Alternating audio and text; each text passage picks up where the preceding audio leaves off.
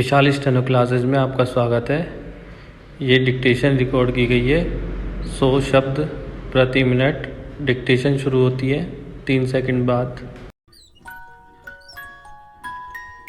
महोदय, मैं यहाँ इस मामले के ब्यौरे में नहीं जाना चाहती, लेकिन ऐसे सभी संभव उपाय किए जा रहे हैं कि यह काम कुशलता से हो और इसके लिए सबसे अधिक योग्य व्यक्ति उपलब्ध हो।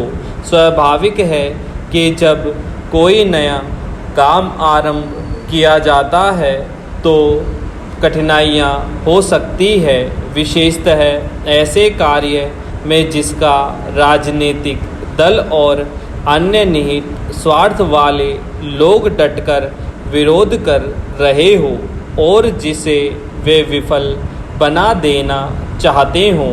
इन सब बातों का कुछ प्रभाव तो हो सकता है, लेकिन इस कारण से यह उपाय न करने से कोई सहायता नहीं मिलेगी। ऐसे लोगों में से कुछ की कार्रवाइयों के बारे में अतीत का अनुभव अच्छा नहीं रहा है और कुशलता, ईमानदारी आदि के लिए काफ़ी गुंजाइश दिखती रही है। हमारे सभी संसद सदस्यों और अन्य लोगों को यह बतलाना चाहिए कि कठिनाइयों का स्वरूप क्या हो सकता है, अकुशलता कैसे पैदा होती है और इन सब बातों को कैसे कम या दूर किया जा सकता है। रोजगार का प्रश्न बड़ा पेचीदा है।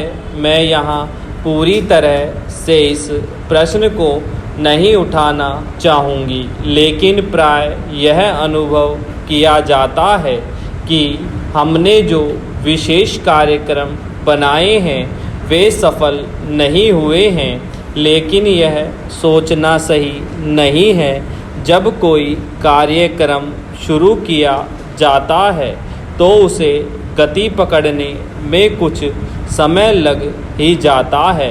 उसका परिणाम कुछ समय बाद ही दिखाई दे सकता है। हमने इन कार्यक्रमों की घोषणा काफ़ी पहले की थी। उनकी प्रगति को लेकर मैं भी चिंतित थी।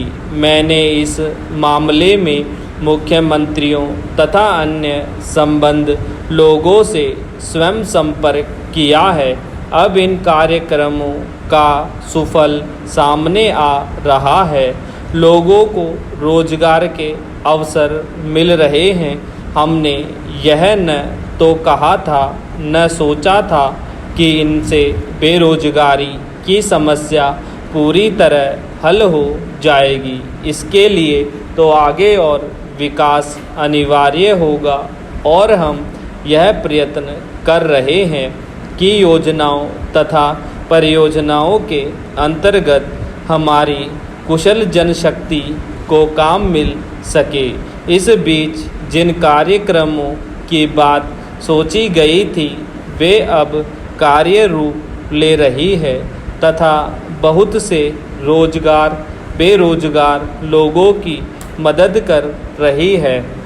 यह भी कहा गया है अध्यक्ष महोदय कि पिछले 10 वर्षों में इस्पात कारखाने का उत्पादन उनकी क्षमता का 50% भी नहीं रहा है। स्टॉप।